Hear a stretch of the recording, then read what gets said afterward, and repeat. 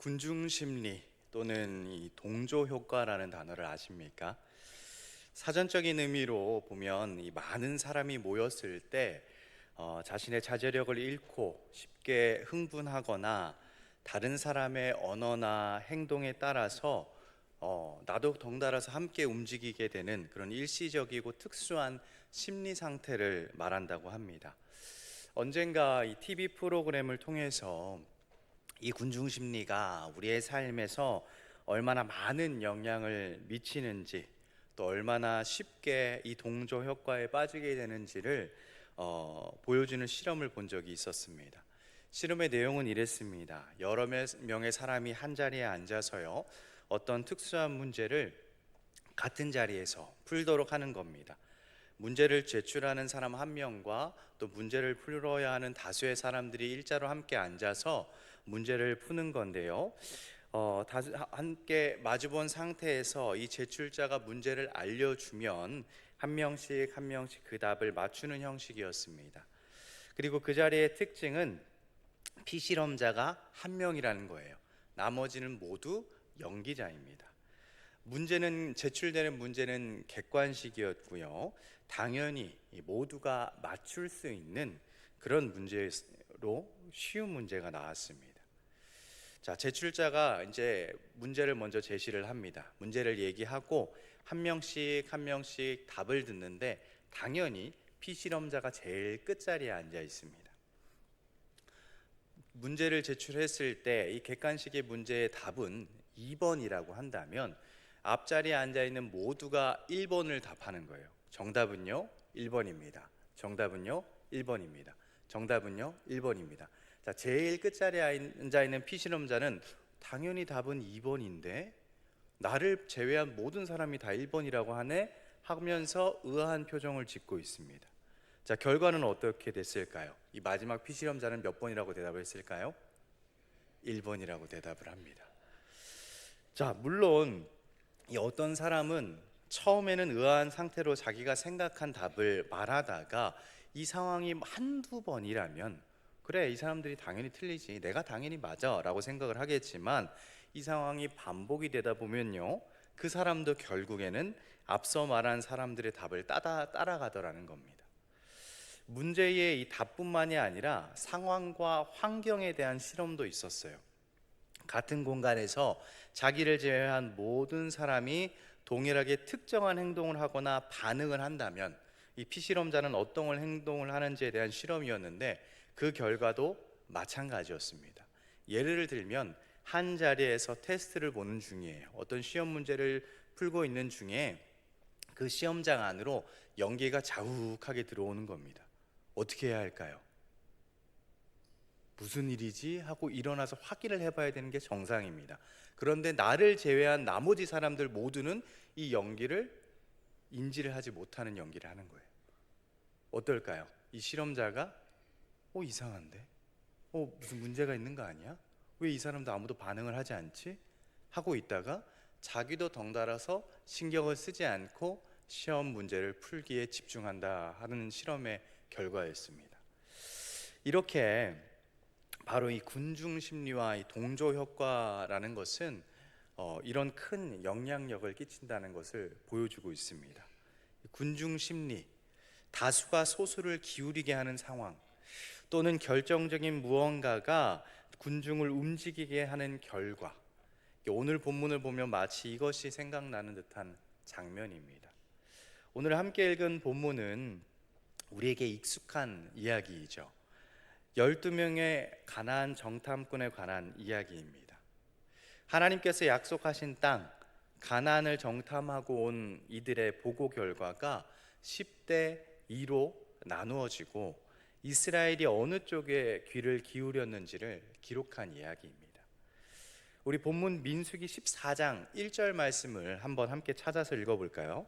민수기 14장 1절 말씀입니다. 시작. 온 회중이 소리를 높여 부르짖으며 백성이 밤새도록 통곡하였더라.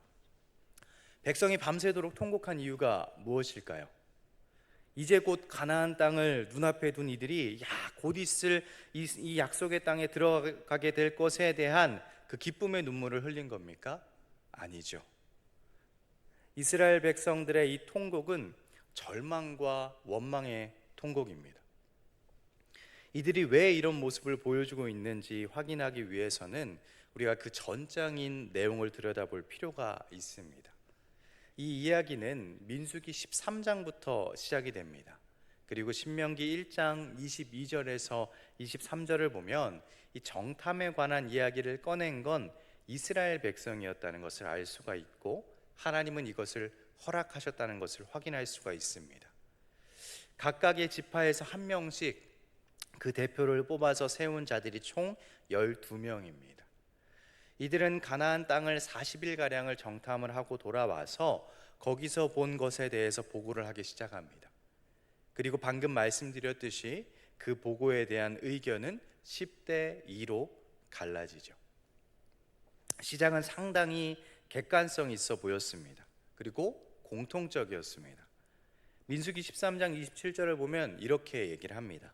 당신이 우리를 보낸 땅에 간즉 과연 그 땅에 젖과 꿀이 흐르는데 이것은 그 땅의 과일이니이다. 이스라엘 백성이 여기까지만 들었다면 아주 기뻐하고 기대했을 텐데 그 다음 추가 보고 내용을 들으면서 이들의 분위기는 조금씩 달라지죠. 28절입니다. 그러나 그 땅 거주민은 강하고 성읍은 견고하고 심이 클 뿐 아니라 거기서 아낙 자손을 보았으며, 강하고 견고하고 심이 큰데 거기에 아낙 자손까지 있습니다. 아낙 자손은 거인 민족을 말합니다. 누가 봐도 긍정적인 상황은 아니에요. 걱정이 됩니다. 그런데 거기서 갈렙은 우리가 이제 올라가서 그 땅을 취하자, 우리가 충분히 싸워서 이길 수 있다라고 이야기를 하는데, 함께 다녀왔던 다른 정탐꾼은 반대로 또 이야기를 하죠. 아니야, 그 사람들은 우리보다 강하다니까. 우리보다 강하기 때문에 우리가 이길 수가 없어. 거기는 거인족인 아낙 자손도 살고 있기 때문에 그 사람보다 왜소한 우리가 이길 수 없어. 그들에 비해 우리는 그냥 메뚜기 같은 존재야. 결국 여러분, 이건 현실이냐 약속이냐의 차이입니다. 눈앞의 현실을 더 크게 볼 것이냐 아니면 약속의 하나님을 더 크게 보느냐의 차이가 있다는 거예요. 참 재미있는 것은 오늘 우리의 삶에도 이런 경우가 많다는 겁니다. 현실이냐 믿음이냐 10이냐 2냐의 차이. 내 마음은 약속을 믿고 나아가길 원하는 이 갈렙 쪽의 마음이 더 크냐 아니면 현실을 더욱더 크게 보고 두려워하는 이들의 마음이 내 마음 가운데 더 크게 자리 잡고 있느냐 하는 것인데, 어떻습니까? 여러분의 마음은 지금 어느 쪽이 더 강하게 자리 잡고 있는 것 같습니까? 이 부분이요, 자세히 보면 너무도 소름 끼치도록 현실적인 부분이기도 합니다. 이들이 현실을 보고 또 그 현실에 대한 두려움을 말할 때 그것을 자꾸 과장하고 왜곡해요. 또 자신들의 어떤 해석을 자꾸 덧붙여서 그럴 수밖에 없도록 그 이유를 만들어 갑니다. 이 현실을 두려워하고 피할 수밖에 없는 그런 주장을 계속해서 강조하고 있다는 거예요. 때로는 우리도 그렇지 않습니까? 믿음을 지켜나가지 못할 때, 신앙을 지켜나가지 못할 때, 또 신앙생활을 열심히 하지 못할 때 우리는 우리의 현실을 더 크고 강하게 포장하고 과장하고 덧붙이는 나의 모습을 발견할 때도 있지 않냐 하는 겁니다. 믿음을 우선하기보다 현실을 더 크게 보고자 하는 나의 모습, 본문에서도 그렇지만 사실 우리 마음속에서도 이 비율적으로 현실을 두려움으로 바라보는 눈이 압도적으로 더 크게 자리 잡고 있을 때가 있지는 않은가 하는 겁니다. 이들이 그랬다는 거예요. 그런데 여러분들, 결국에는 이들이 현실을 두려워해서 그것을 과장하고 꾸미고 덧붙이는 이 과정 속에서 하나님께서 그들과 하신 약속, 그리고 그동안 동행하시며 보이신 기적과 은혜, 이 모든 것을 스스로 망각해 버리고 있다는 겁니다. 하나님께서 출애굽시키시고 홍해를 건너게 하시고 광야에서 어떤 기적을 베푸셨고 어떻게 먹이셨고 어떻게 지켜오셨는지 전부 그 순간 잊어버리는 거예요.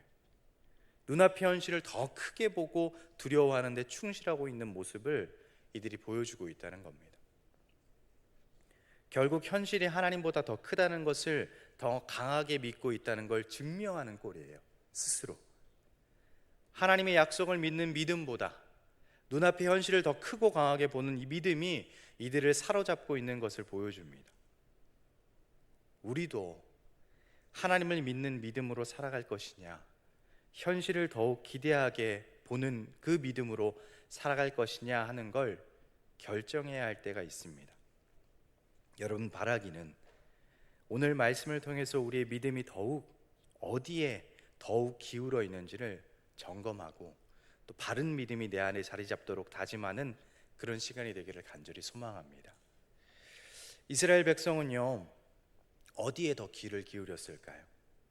갈렙과 여호수아라는 이 믿음의 소수의 귀를 기울이기보다는 환경과 조건과 상황에 주목한 다수에 더 귀를 기울입니다.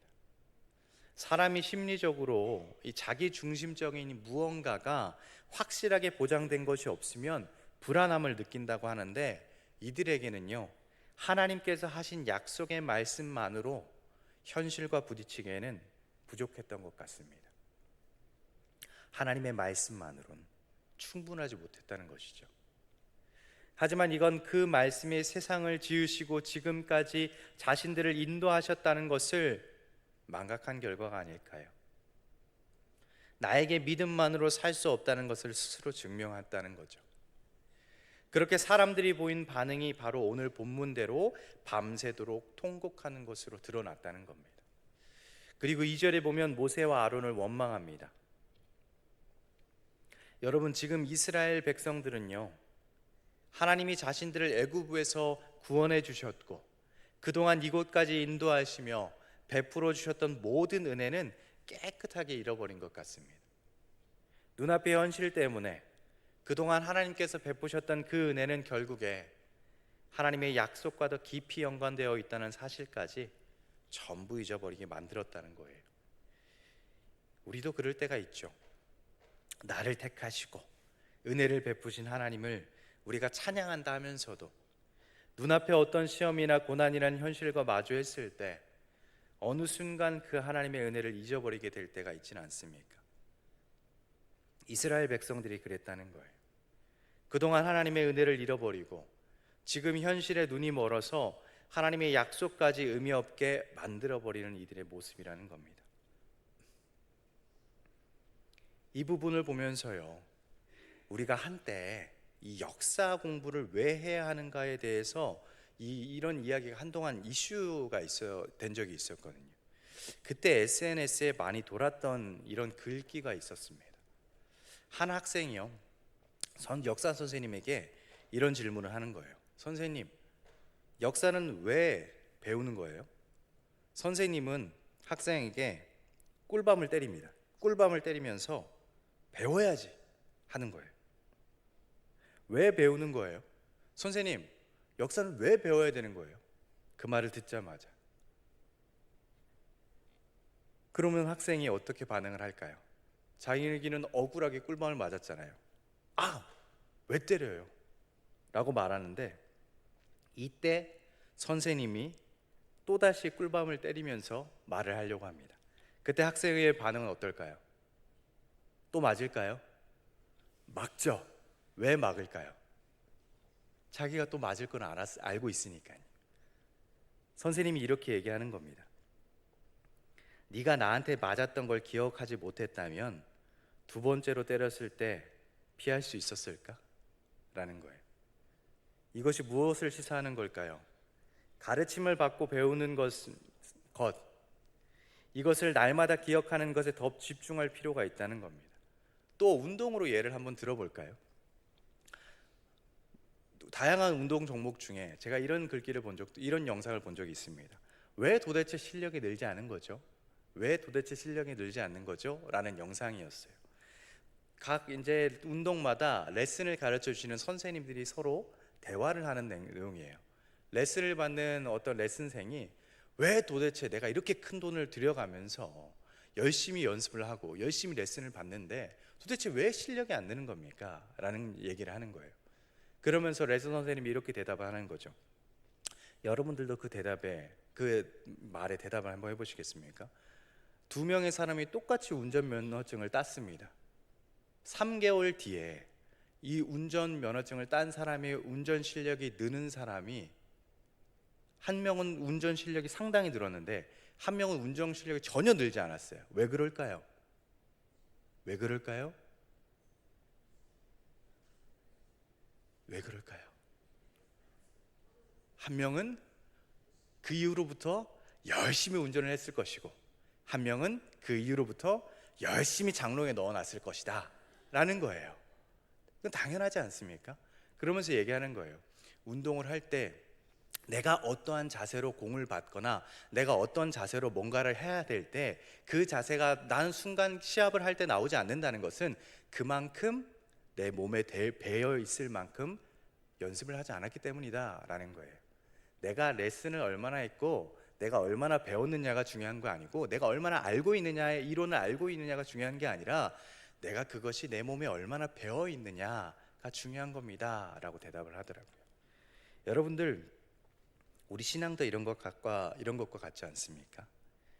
날마다 우리가 기억하는 것에, 날마다 내가 반응하는 것에 집중할 필요가 있다는 겁니다. 하나님의 은혜를 잊지 않도록 기억하려고 내 몸에 새기는 것이고 하나님의 말씀을 잃어버리지 않도록 하려고 기억하는 그 끝없는 반복과 노력이 우리의 삶 가운데서도 필요하다는 거예요. 이스라엘을 보세요. 그들이 하나님의 은혜를 잊고 하나님의 약속을 잃어버릴 때 그들의 모습이 어떠했는지를 우리 본문을 통해서 보고 있다는 겁니다. 하나님의 약속, 그 은혜를 잃어버릴 때 두드러지게 드러나는 모습이 여기 있는데 우리 본문 2절에서 3절까지 말씀 함께 읽어볼까요? 제가 읽겠습니다. 2절에서 3절입니다. 이스라엘 자손이 다 모세와 아론을 원망하며 온 회중이 그들에게 이르되 우리가 애굽 땅에서 죽었거나 이 광야에서 죽었으면 좋았을 것을 어찌하여 여호와가 우리를 그 땅으로 인도하여 칼에 쓰러지게 하려 하는가? 우리 처지가 사로잡히리니 애굽으로 돌아가는 것이 낫지 아니하랴. 하나님의 약속, 그 은혜를 잃어버릴 때 두드러지게 드러나는 것, 어떤 것일까요? 두려움과 불평과 원망입니다. 그런데 이 두려움은요, 아직 일어나지 않은 일에 대한 겁니다. 우리가 가나안 땅에 가서 전부 죽게 될 것이다 라는 거죠.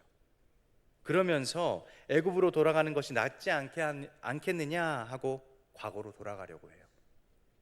여러분들, 이들이 애굽에서 누렸던 게 뭐였습니까? 애굽의 노예로 살면서 고된 노동을 하며 살아온 이들이었어요. 현실에 대한 두려움 때문에 눈앞에 가나안이라는 은혜보다 이 과거의 애굽의 노예 생활을 더 낮게 여기는 이들의 모습을 보여주고 있다는 겁니다. 또 무엇보다 보이지 않는 하나님이 아니라 당장 눈앞에 보이는 그 애굽의 노예 생활이 더 좋았다.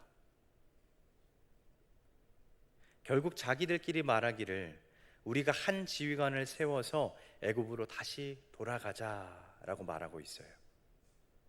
이건 여전히 하나님을 자신들의 지휘관으로 여기지 않고 있었다는 것밖에 안 됩니다. 여전히 하나님을 믿지 않고 있었다는 것을 스스로 증명하고 있다는 거예요. 심지어 주님 주신 계명조차 중요하게 여기지 않고 있다는 것을 보여주고 있어요. 그동안 하나님의 인도와 도우심을 경험해 왔음에도 불구하고 이 모습이 얼마나 하나님을 모욕하는 태도이고 또 하나님 앞에 죄를 범하는 모습인지를 이스라엘 백성들은 몰랐던 겁니다. 그래서 모세와 아론이 하나님 앞에 대신 엎드리는 거예요.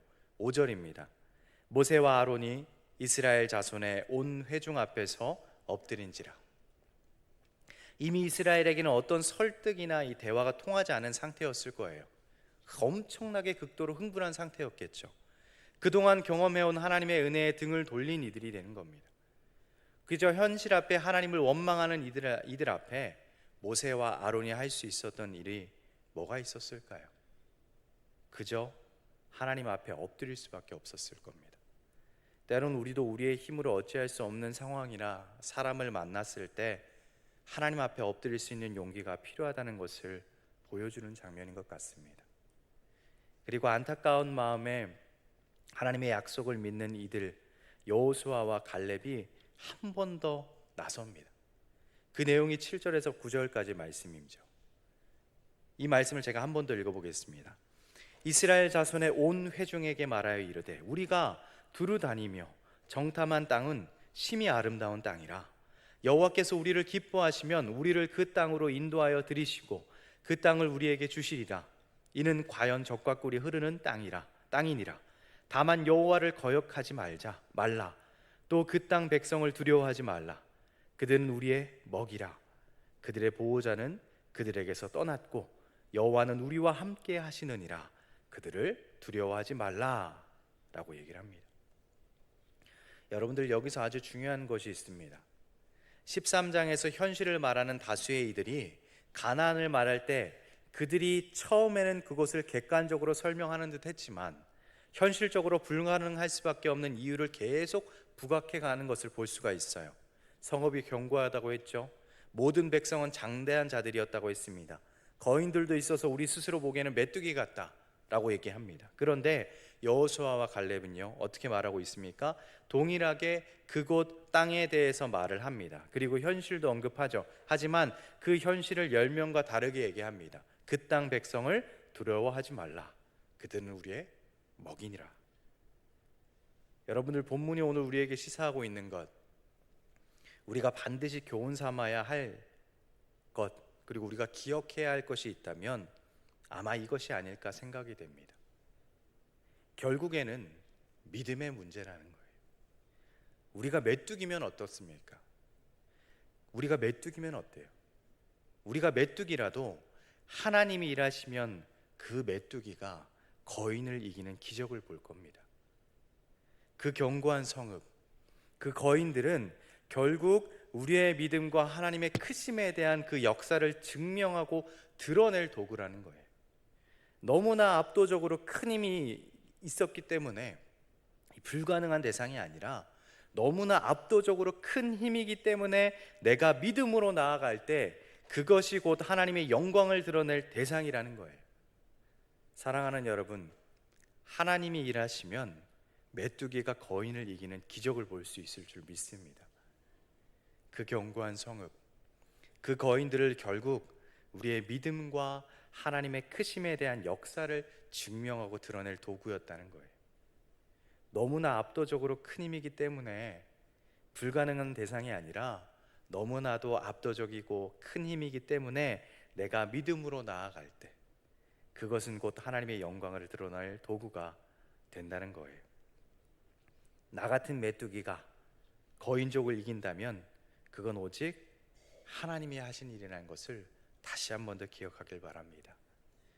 그들은 우리의 먹이라. 뭐죠? 우리가 현실을 직시하고 현실을 크게 보고 그 현실을 두려워할 때 선포할 수 있는 게 아니라 그런 거대한 현실 가운데 내가 한없이 초라한 메뚜기일지라도 그럼에도 오직 여호와 하나님을 신뢰하고 의지하고 나아갈 때 그때 오직 하나님만이 하실 수 있는 그 일, 오직 하나님의 일하심이 아니고서는 결코 해결되지 않는 그 일이 이루어질 때 그것이 곧 우리의 먹이라고 말할 수 있는 믿음이 작용한다는 겁니다.